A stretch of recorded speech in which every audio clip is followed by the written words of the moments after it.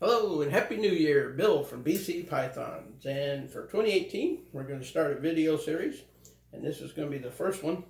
And I'm going to try not to make it too long and drawn out, but we're going to talk setting up and picking up your first ball python, some types of enclosures to use, some I don't recommend and some I do, and a few tips along the way to help you and your animal have a happy and healthy life together. So once again, I'm Bill with BC Pythons, and let's get started. So you picked up your first ball python, you brought it home, you're like, okay, now what?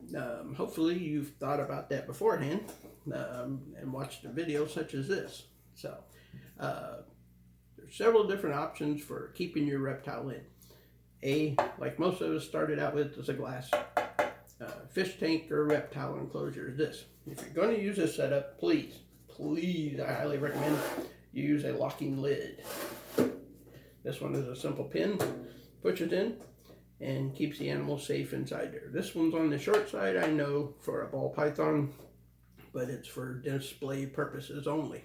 Okay. Also, you can go with a tub setup such as this. This is a 12-quart tub. Your animal can live a happy, healthy life in there for, a good year and a half, I would say. This is a single tub holding type environment. 3 sides are solid and the front is open. So, first thing you're going to need is a heat source to make a hot spot. And we're going to show the bottom of this one. Here we go. Your standard heat pad. Those are usually about 15 bucks or so. And if you plug that directly in the wall, it's going to get pretty warm and it can burn your animal. So what I highly recommend is you use like a piece of this reptile carpet to put over the top of a glass tank when you use that. So that will insulate the animal from the heat, but there's a problem. You don't want to use tape or anything to secure this in there because that can get stuck to your animal. And the animal will generally crawl under here too. So what you should do is hook it up to a temperature control device, such as a digital controller or something as simple. We're going back to the basics here. Your first time snake owner, and you don't want to go out and buy an electronic controller that costs twice as much as your first snake did, per se. This here is a lamp dimmer switch. It's available at most home improvement stores. You plug your heat pad or heat tape into this, plug it into the wall. It's got a little slide switch. You start about halfway, a little bit more, go up. You should start out and it'll be just fine. You can check your temperatures with a temperature gun such as this, available at most tool stores, big box tool stores, or home improvement stores also have them. You can get them anywhere from 20 to 40 bucks. And you can monitor the temperature of the heat tape. Keep the hot side between 85 and 88 degrees. You should be good to go. Now you don't want to put that in the middle, you want to put that on one end. And the same can be said for a tub environment. And the racks behind me, they're a rear heat. And on this setup here, hopefully we can see it. Yeah. You have a heat pad or heat tape on the belly to create the hot spot on one end of this also. So you've got your tank, you've got your tub set up, whichever you like. Me personally, I prefer the rack and tub setup because once again, you go back to where the animal came from, Africa. Nice, safe, warm, feel secure. This way it's surrounded on 3 sides, just like in a typical rack setup. If you're using a glass enclosure, the animal's, visible. Sides are still open, they can see everything going on around, and it can sometimes not feel as secure. So this whole time, there's been a snake right here. So as you can tell, he was nice and happy. And now he'll start moving around because he's outside of his hide.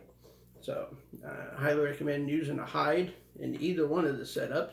When they're young, they prefer to get in there, and that's where they'll spend most of their time, which brings me to decorations. You really don't need a lot of decorations in there. Those decorations are mainly for you. They're not for the animal. He doesn't care if there's a tree in there or a rock to climb on. He's not going to climb on it. He may go over it once or twice, and you'll be like, oh, cool, he's going over the tree. Yeah, okay. He doesn't care.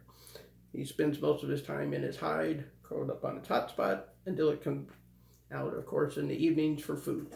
So, that being said, let's talk about Substrate. For young ones, I generally prefer paper towels, because if you use the coconut, which I highly recommend for the older ones, because A, it holds humidity, and B, it absorbs liquids.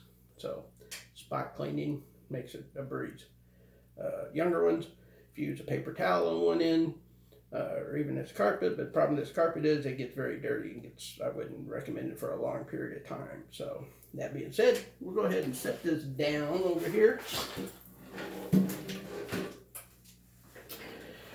and start going over some other items that you're going to need. Okay, you're going to want some tongs for feeding.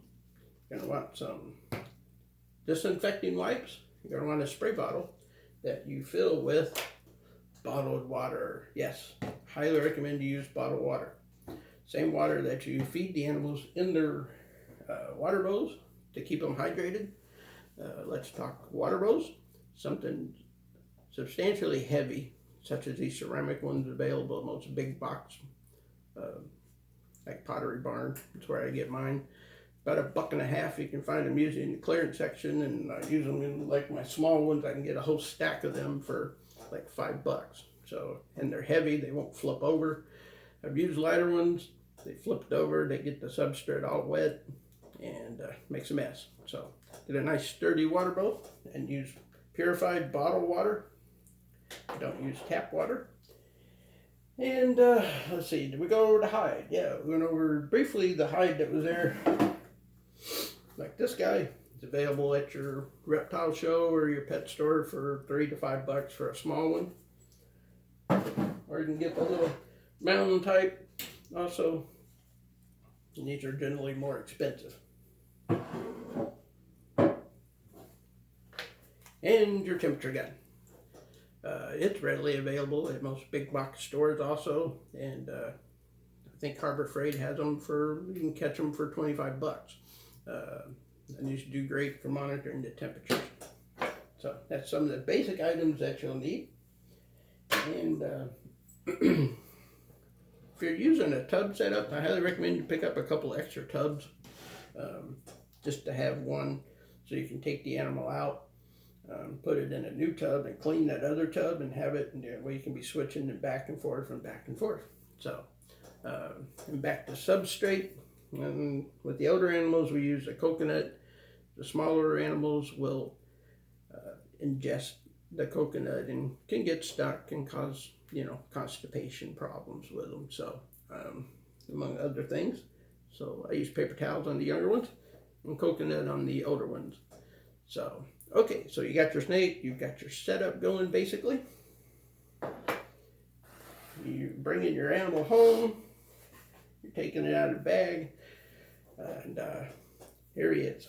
So what I highly recommend you do, whether it came from Billy Bob the breeder or Johnny Rocket, universal world famous breeder, is a bottle of reptile spray. A couple of sprays onto the paper towel, soft cloth. Pick the animal up and let it crawl through the paper towel. This reptile spray will help remove any mites, parasites, or anything that's on the animal. And it also gives you a chance to visually inspect and see if there's anything on there, okay? And then, that's also a good time to look at your animals, make sure he's done anything in travel or shipment or anything, see if he's been injured, anything, see if you see anything wrong, okay? Then you're safe to put your animal in its enclosure. here and see how he likes it.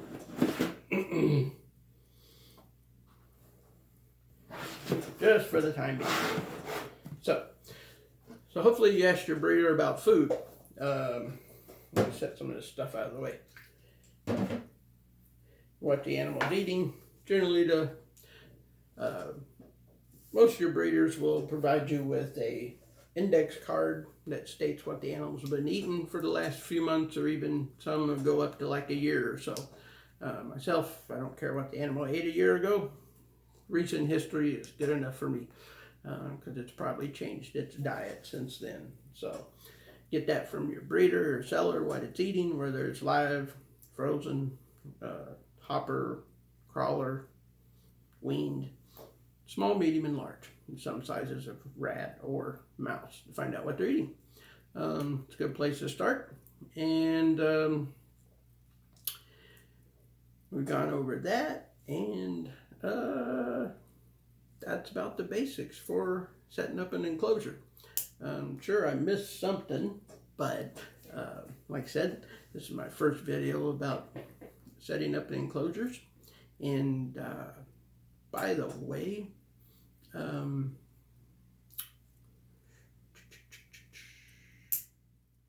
was I going to say? Something. Oh, humidity. I forgot humidity levels. I don't remember if I said that or not earlier. 60% to 70%. I generally keep mine around 60% in the enclosures, and also use a humidifier in the rooms when you have a large number of animals. But for the most part, the little simple spray bottles will work for once or twice, and give them a couple shots like every other day. In the winter, I may do it a little more. And when the animal is shedding, I'll make sure I do it daily, sometimes twice a day when I notice it's gone into shed. So hopefully that answers some questions and give you some tips. And want to let everybody know we have reached 250 subscribers, and we'll be doing that giveaway video very soon, within the next couple of days. And get a winner picked out for the 4-rack system, such as this one located here. And I want to say thank you. We appreciate it. Look forward to making some more fun videos with everybody.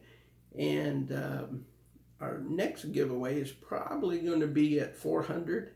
And I believe it's going to be a snake. So things should be warmed up by then, by the time we get to 400. And right now, I'd like you to share this video, especially with friends of yours that are thinking about getting a snake, and maybe give them some tips or some things that want to pick up. And make sure you subscribe to us.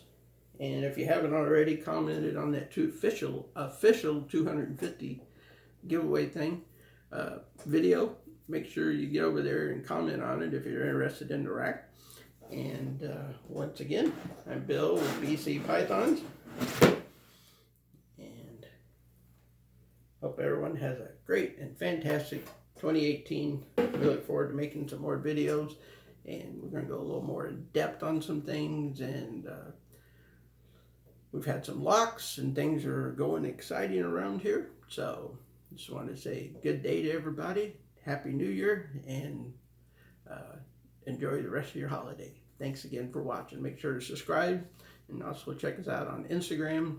And we're getting our Facebook going a little bit better. But mainly we're on Instagram, YouTube, and we look forward to seeing you next time.